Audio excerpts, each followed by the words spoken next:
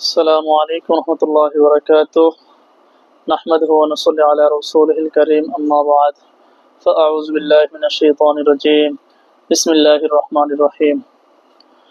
সম্মানিত উপস্থিতি, সম্মানিত ভিউয়ার্স, আমার ভাইয়েরা, বন্ধুরা, আমি আমার ইউটিউব চ্যানেলটি নতুনভাবে ক্রিয়েট করেছি। তো এই চ্যানেলটি তৈরি করার উদ্দেশ্য হচ্ছে যারা তদবির জগতে কাজ করে, যারা তদবির সম্পর্কে জানতে চায়, দেখা যায় যে তারা অনেক বিষয় সম্পর্কে জানতে পারে না। সেই জন্য এই চ্যানেলটি তৈরি করা হয়েছে তাদেরকে সাপোর্ট দেওয়ার জন্য। তাদেরকে যথাসম্ভব সহযোগিতা করা হবে ইনশাআল্লাহ, এবং নতুন নতুন আমল দেওয়া হবে। কয়েকদিন পর পর নতুন নতুন কিছু আমল দেওয়া হবে। তো আশা করা যায় ইনশাআল্লাহ সকলেই উপকৃত হবেন ইনশাআল্লাহ। সেই জন্য আমার এই ক্ষুদ্র প্রয়াস।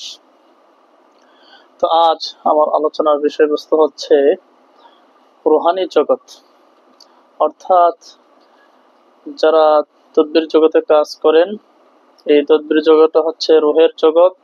এটা একটা অদৃশ্য জগৎ, অর্থাৎ জিন এবং জাদুতে যারা আক্রান্ত হয়, এটা এমন একটা বিষয় যে জাদু কখনো দেখা যায় না, যেটা অদৃশ্য। এরপর জিন, এটাও অদৃশ্য বিষয়, সেই জন্য এটা রুহের সাথে কানেক্টেড বিষয়। সেই জন্য এই রুহানি জগৎ সম্পর্কে জানা দরকার।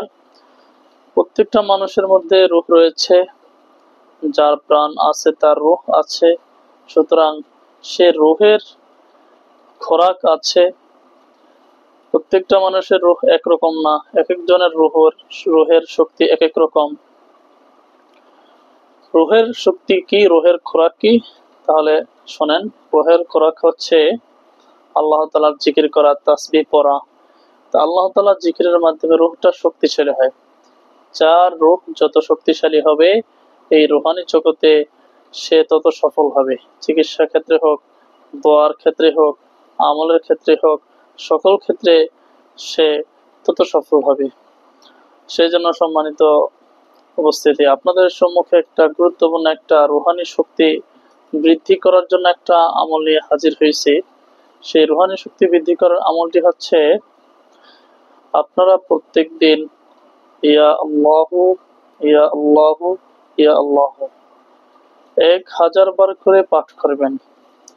40 দিন পর্যন্ত আপনারা এই আমলটা করবেন ইনশাআল্লাহ। যারা এই আমলটি করতে চান তারা কমেন্ট বক্সে লা ইলাহা ইল্লাল্লাহ মুহাম্মাদুর রাসূলুল্লাহ লিখে আমার কাছ থেকে ইজাজত নেবেন ইনশাআল্লাহ। তারা আমল করতে পারবেন, কোনো সমস্যা নেই। তো আজ এই পর্যন্তই ইনশাআল্লাহ। পরবর্তী কোনো ভিডিওতে আবার দেখা হবে। আসসালামু আলাইকুম ওয়া রাহমাতুল্লাহি ওয়া বারাকাতুহু।